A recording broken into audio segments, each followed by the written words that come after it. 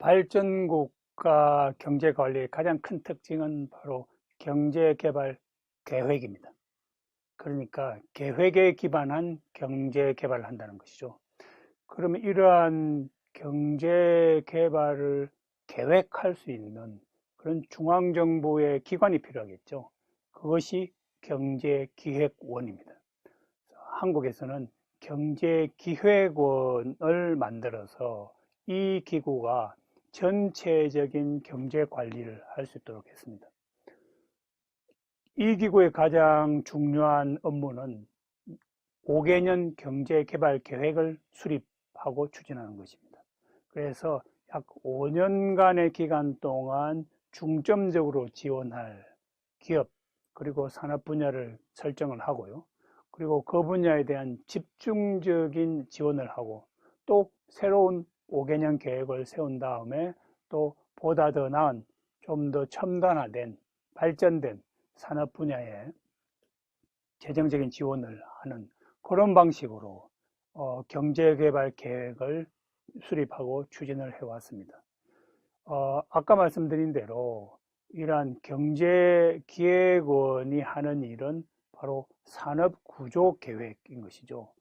특정한 산업 분야에 끊임없이 지원하는 것이 아니라 한국의 전체적인 산업구조가 보다 더 첨단화될 수 있도록 이 자원의 배분과 어떤 자본의 어떤 배분을 보다 부가가치가 높은 산업 분야로 이전될 수 있도록 계획을 했습니다. 그렇다면 많은 자본들이 필요하게 되는데 과거 한국의 경우에는 낮은 생산으로 인해서 저축이 부족했습니다. 대부분의 국민들은 먹고 살기에도 어려운 그런 상황이었기 때문에 충분한 저축을 할 수 없었고 저축이 이루어져야만이 은행에서 그 저축을 활용을 해서 기업에게 자본을 빌려줄 수가 있는데 이러한 낮은 저축률 때문에 기업 입장에서는 해외 자본에 의존할 수밖에 없습니다. 그렇다고 해서 한국의 발전국가에서는 기업이 직접적으로 해외 은행으로부터 돈을 빌리는 것을 허용하지 않고 경제기획원이 해외 자본 도입을 관리했습니다. 이것은 무슨 말이냐 하면 한국의 기업이나 은행이 풍부한 해외 자본을 도입하려고 할 때에 경제기획원의 승인과 관리하에 자본을 도입했다는 것이죠. 그러한 관점을 통해서 경제기획원은 경쟁력이 있고 특히 수출 경쟁력이 있고 효율적인 기업에게는 해외 자본의 도입을 허용해주고 그렇지 못한 기업이거나 아니면 이제 더 이상 국가적 관점에서 지원을 할 필요가 없다라고 하는 그런 산업 부문에 대해서는 자생적으로 자본을 동원할 수 있도록 이렇게 했습니다. 한국의 산업구조의 합리화 단계에 대해서 말씀을 드리면 1960년대 한국의 주력 산업은 섬유, 가발, 전기 제품의 조립이란 것들입니다.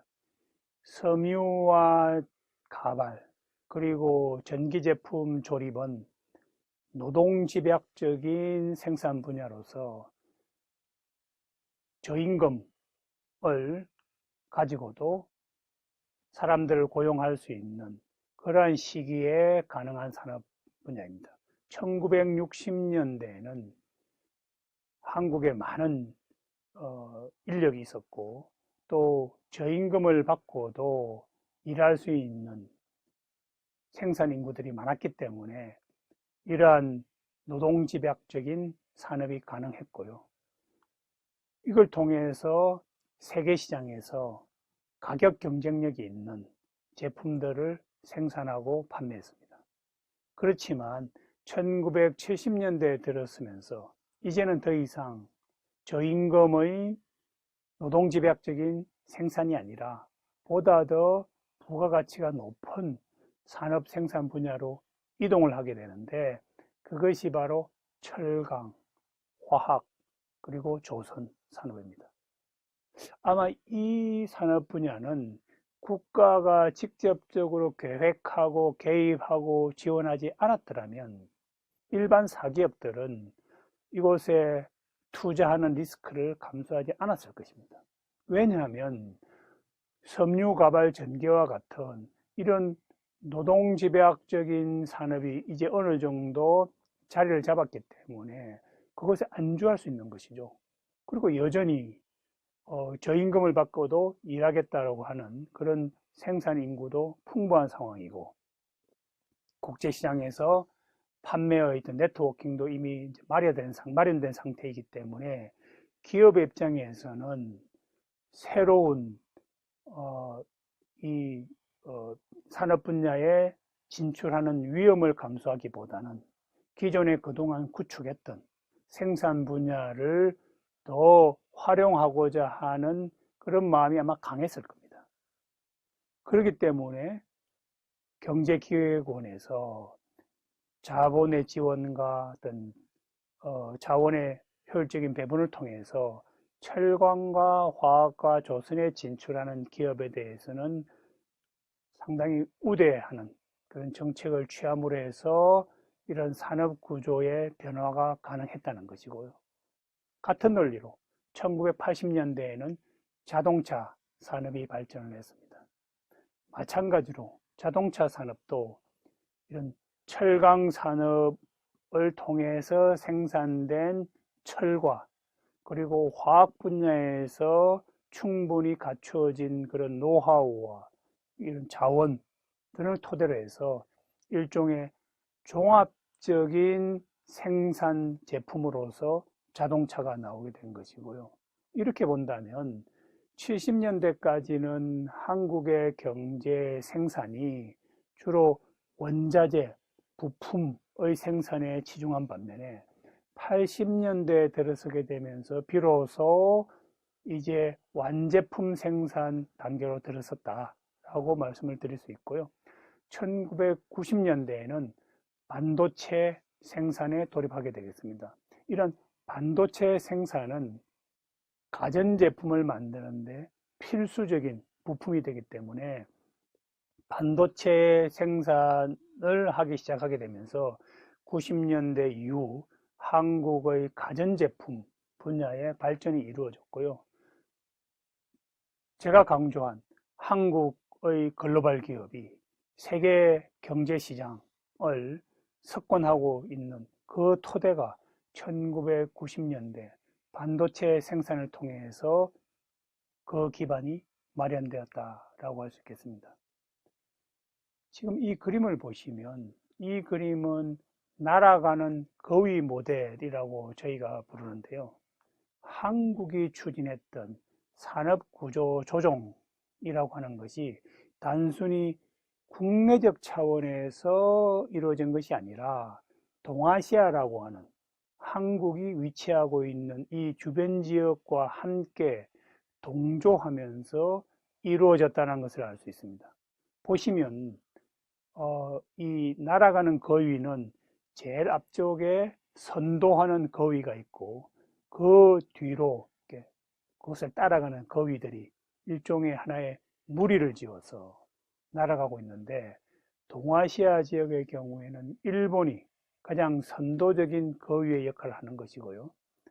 그래서 초기에는 섬유 산업을 일본이 발전을 시켰고, 이러한 섬유 산업이 이제 더 이상 가격 경쟁력을 잃게 되면서, 왜냐하면 일본의 임금이 상승하기 때문에 더 이상 일본에서 섬유 제품을 생산하는 것은 별다른 경쟁력이 없기 때문에 일본은 철강 산업으로 산업 구조 조정을 하게 되고, 이제 노후화된 낙후된 섬유 산업 생산 설비와 공장은 다른 나라로 이전을 하고 싶어 하는데, 이것을 당시에 한국, 대만, 홍콩, 싱가포르와 같은 아시아 신흥 국가들이 받아들였다는 것이죠. 그 중에서도 일본과 가장 인접해 있는 한국이 가장 적극적으로 일본의 섬유 산업을 받아들였습니다. 이러한 방식으로 인해서 일본은 섬유 산업에서 철강, 그리고 가전제품, 비디오, 그다음에 HD TV와 같은 아주 첨단화된 가전제품으로 발전해 나가는 산업구조 조정을 해 나가는 과정에서 낙후된 산업들을 주변 국가들에게 이전을 하게 되고, 그러한 산업들이 점차 아시아 신흥국에서, 그리고 아세안 국가로, 그리고 후발 국가로, 그리고 마지막으로 저발전국으로 이전하게 되는 이러한 방식을 동아시아 지역의 산업구조 조정이라고 우리는 부르고 있고요. 이것을 하나를 모델화하게 되면 바로 날아가는 거의 모델이다 라고 볼 수 있겠습니다.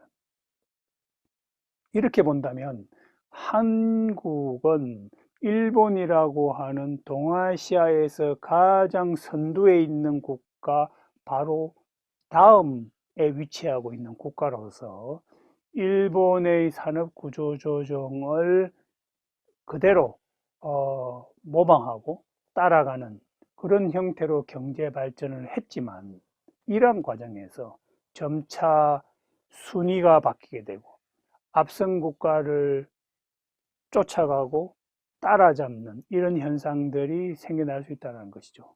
다시 말씀드리면 과거에는 한국이 일본을 모방하고 따라가는 위치였지만, 이제는 드디어 일본을 추월하는 그런 단계에 접어들고 있다라고 볼 수 있고, 아마 10년 내지 20년이 지나게 되면 어쩌면 한국이 날아가는 거의 모델의 가장 선두에 위치하는 국가가 될지도 모른다라고 말씀을 드리겠습니다.